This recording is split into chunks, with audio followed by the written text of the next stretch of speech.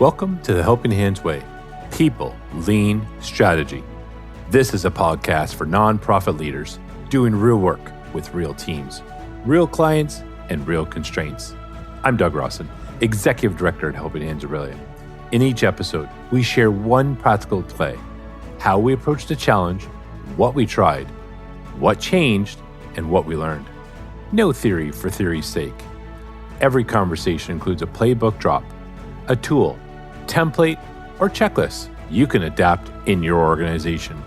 Real work, real wins, the NFP playbook.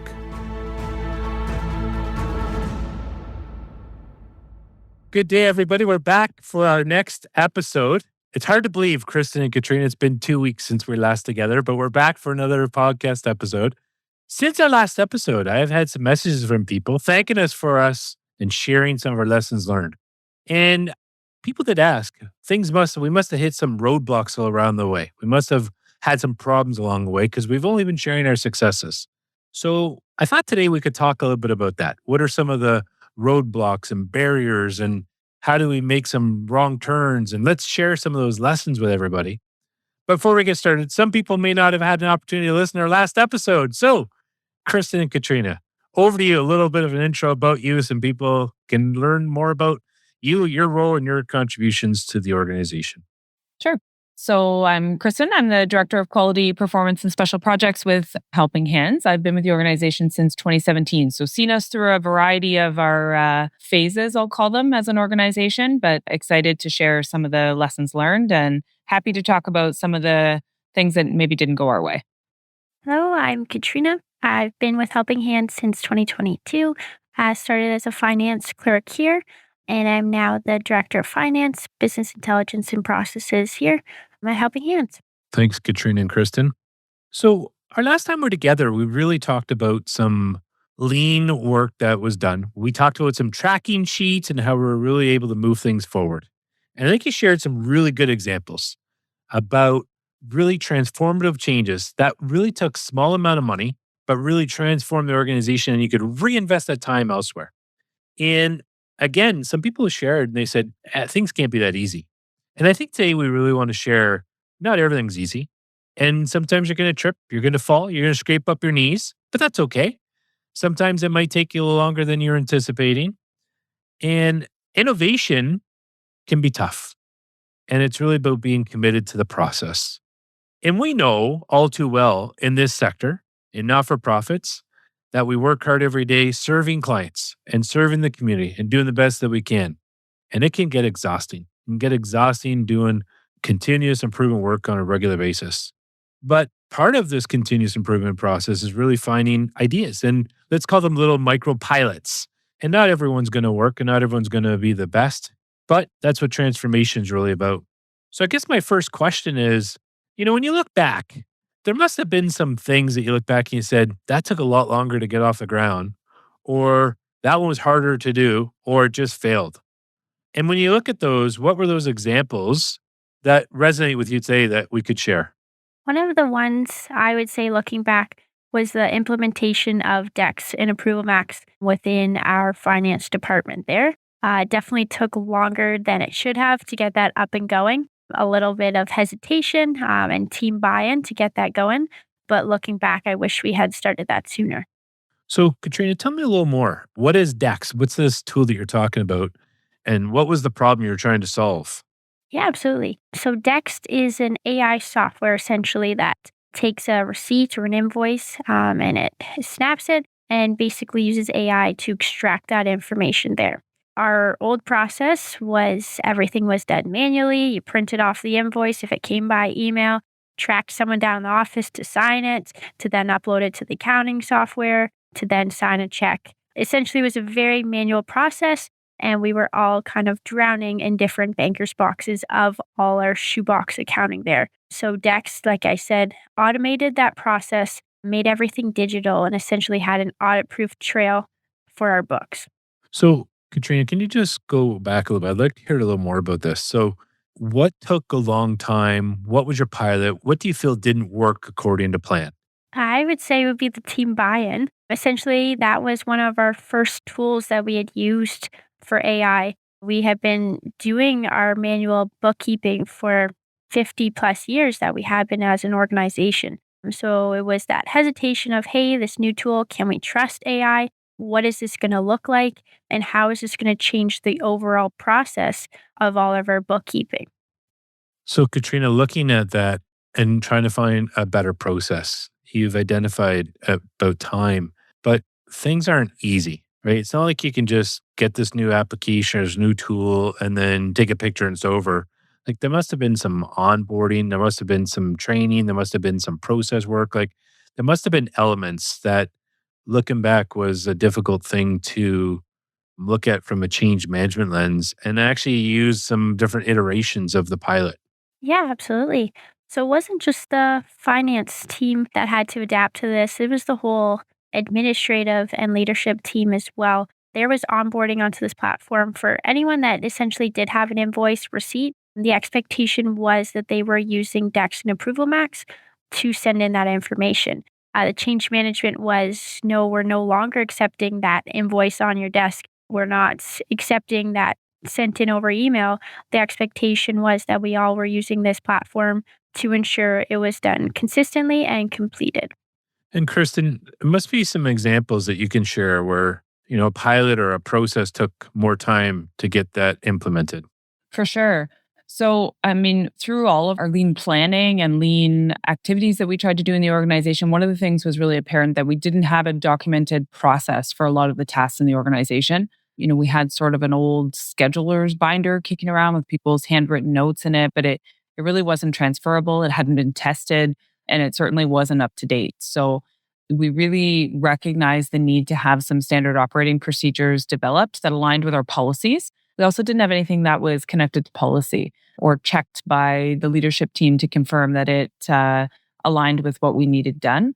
So we had started drafting some basic SOPs, and it actually was born first out of necessity. One of our administrative staff, who typically was responsible for checking the mail, was away. I think she was off for 2 weeks, and the remaining staff in the office didn't know where the key was. We weren't sure what mailbox was ours.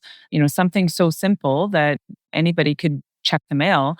There were people that weren't even sure where the mailbox was located within our plaza in our building. So we really needed some documented process, even for those simple administrative tasks.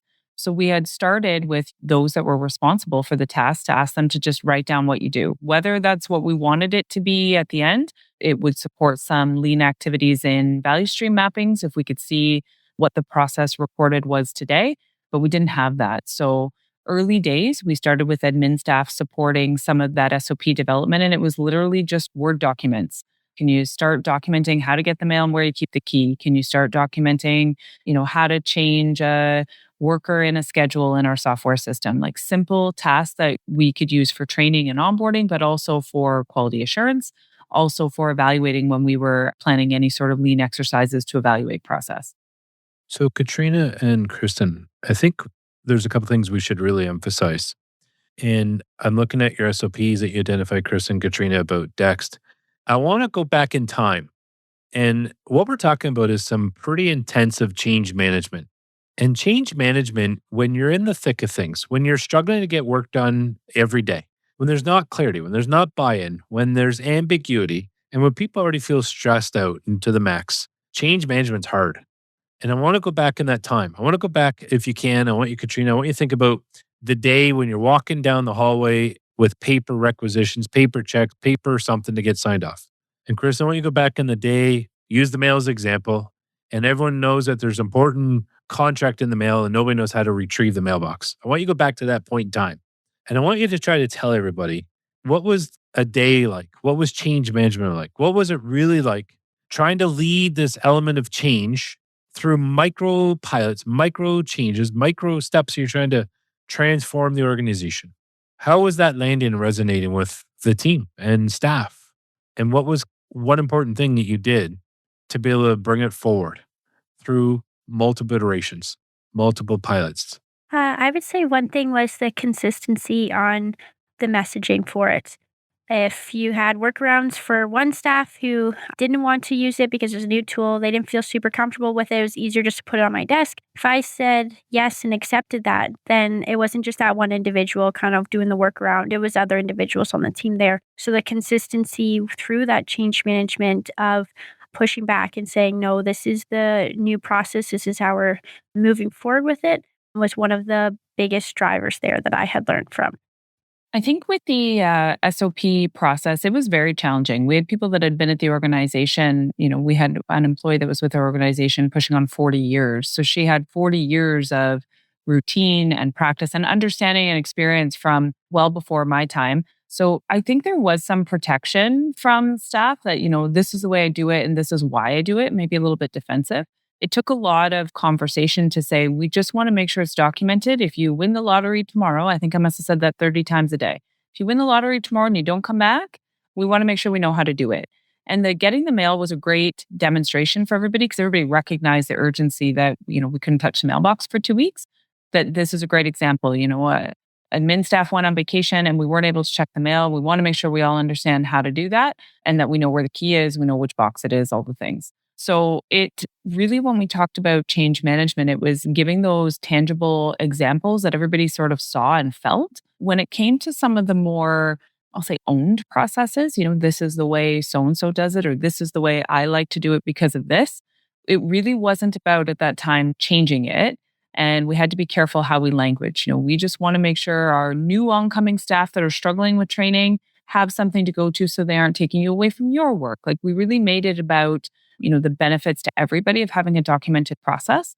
And we tried in the beginning, which was part of what we struggled with, was to have that assigned administrative support staff really reach out to all departments and start capturing SOPs for all of our departments, which in our thinking was positive, but really made it difficult because, she really didn't have any concept of those frontline sort of tasks to link them together. So a lot of those SOPs were disjointed. We maybe didn't consult with enough of representation of those groups. So it took a lot of conversation, but I think that was really the key to getting people on board, but also sort of where we missed the mark in those early days.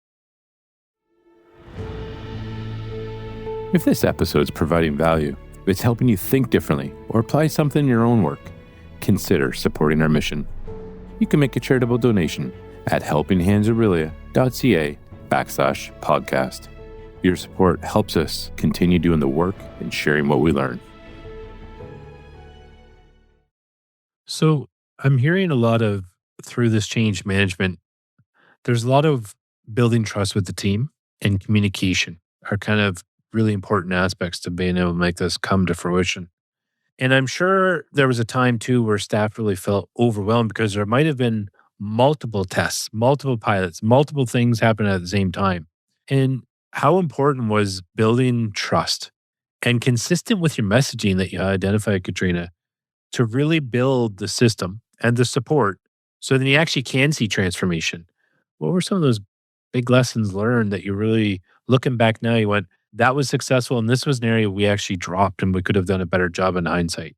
I can go first. With regards to the SOPs, one of the areas that we found success was celebrating the small wins. So when a personal support worker, for example, contributed to an SOP's creation, we would circulate it to the leadership team. Does this make sense?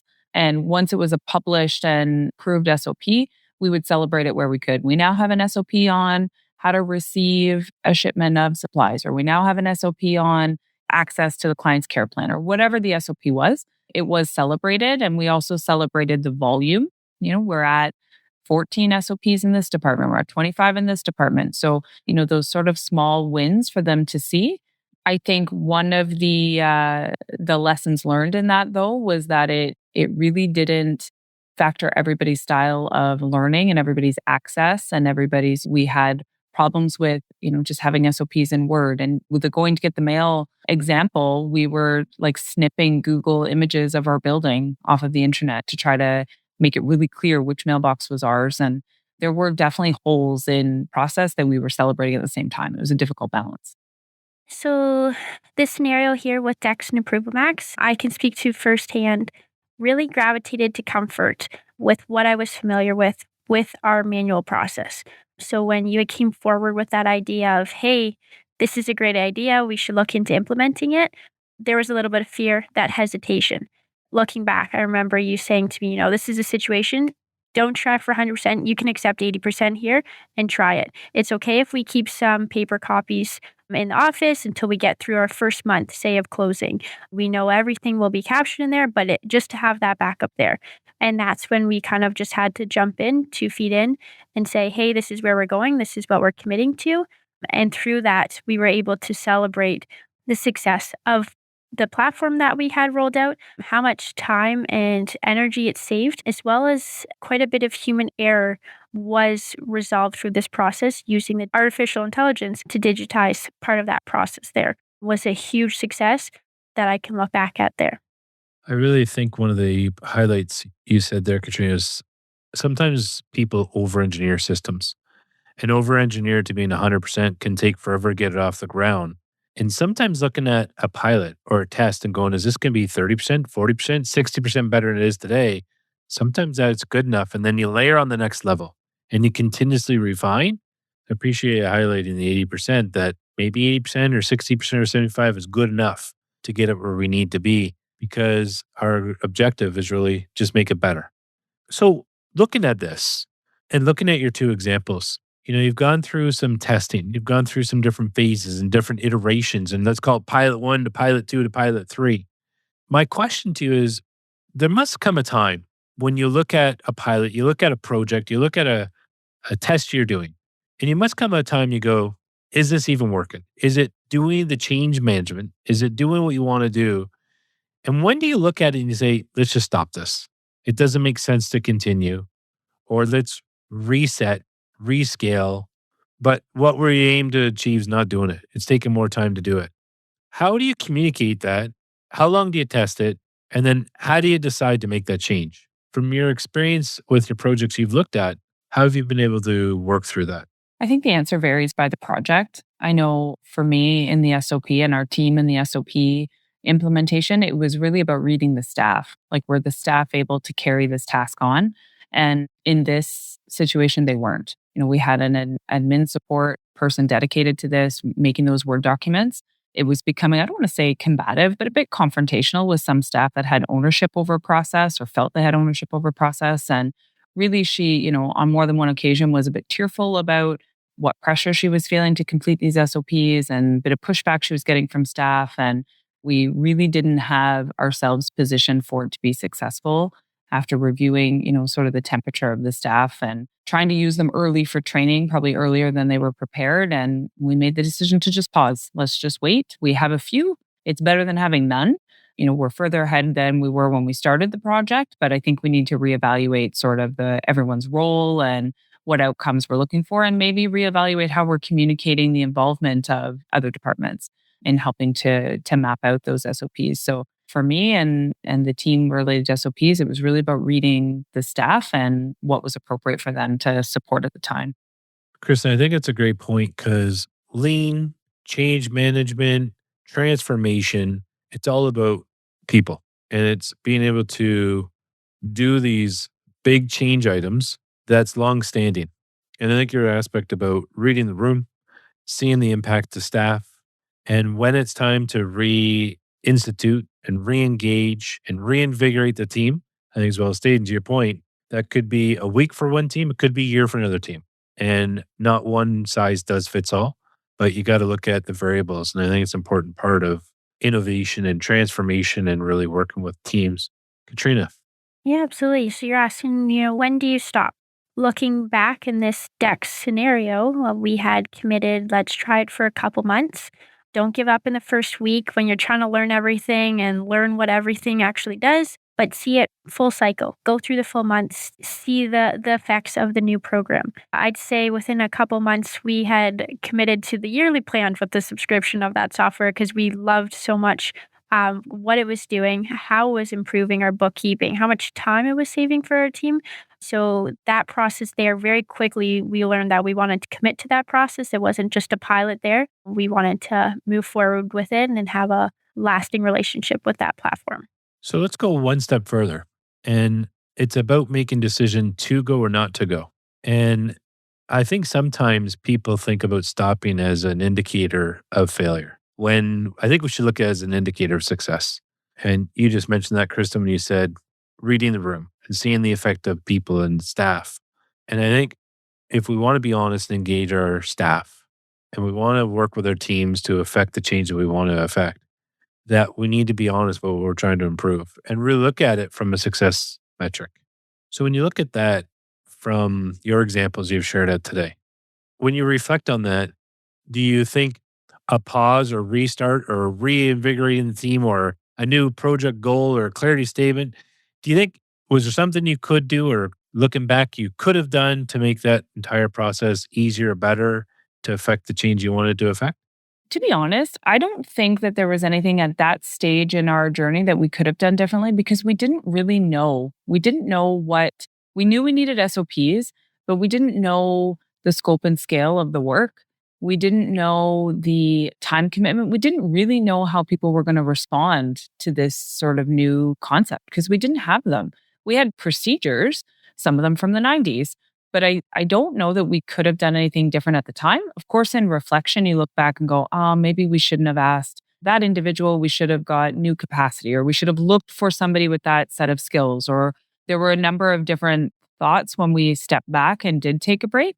But I don't think at that time we could have. I also think the SOP project came at a time when we were introducing lean. There was lots of movement in the organization, lots of reviewing roles and who fits where and what makes sense. And all that was kind of happening at the same time. And I think that pause and reflect was actually a really good demonstration for our staff that we don't want to push it. And if it takes more time, it takes more time, and that's okay. And I think that sort of set the tone for people's individual processes. We had managers that had independent PDSA cycles that they were working on. And I think that collective pause for SOPs really showed them that it's okay if you're not ready today. Just don't lose sight of the idea, don't lose sight of the impact, don't lose sight of the goal. So as difficult as it was to pause and not have the momentum, because everybody, of course, is really excited at first, I actually think that it was a good thing for the organization to see us take a pause and go, you know what, we're going to re-engineer and we'll come back to this, which we did. It just wasn't the right time. Kristen, if I can add on to that there as well, being on the other end of that, being one of the individuals being asked to create those SOPs, document your process there, I would say, and I'll speak a little bit on behalf of the group there, that when our team saw leadership stopping that intentionally, I found that helped build more engagement the next time we did. It showed that respecting of the staff's honesty and respecting our data and protecting the trust of us as we all navigated through that process. And I do believe pausing there helped build more engagement the next time that we move forward with it. All right. Again, I think we've had some great discussion today. And really, this has really been around change management, looking at how we can reinvigorate teams. And really, this comes down to innovate. And it's back to one of the strategic pillars of our organization, innovate to elevate. And really, innovation is difficult unless it's properly communicated. And you mentioned that in your discussion about consistent messaging to staff, Katrina. And really, it's important that we stay disciplined, but we don't forget the people side of what we're doing, but that we're intentional.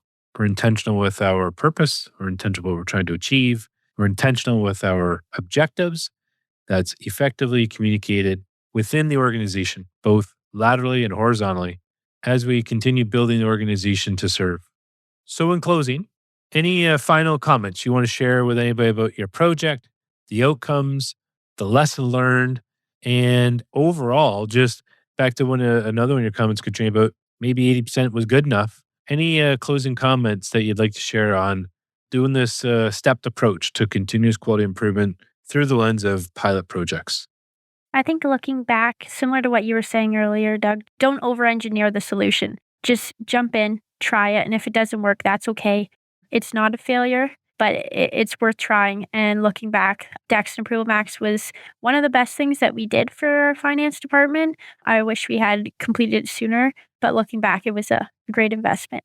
I mean, our SOP project did move ahead, but it just took us that time to go, is this the right way? Is this the right, all those little lessons about shared folders and them not being stored on desktops. And, there was all these little sort of logistical barriers to its success. When we decided to proceed, we proceeded with a different tool. We used a tool called Scribe.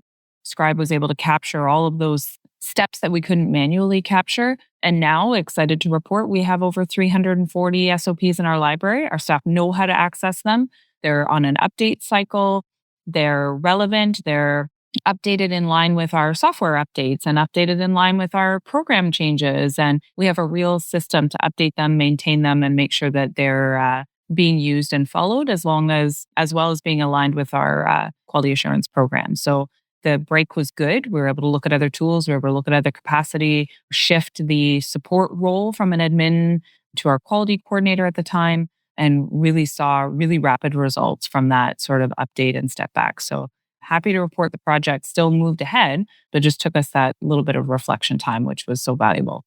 All right. Thank you both for today. And we'll be back again next episode for more lessons learned and continuous improvement found within the not-for-profit sector. Thanks. Thanks for listening to the Helping Hands Way, People, Lean, Strategy. If today's episode was useful, you'll find the playbook drop, templates, or tools mentioned linked in the show notes. If you're a nonprofit leader navigating similar challenges, share this episode with someone on your team or in your network. And if you want to keep learning with us, subscribe wherever you get your podcasts. Real work, real wins, the NFP Playbook.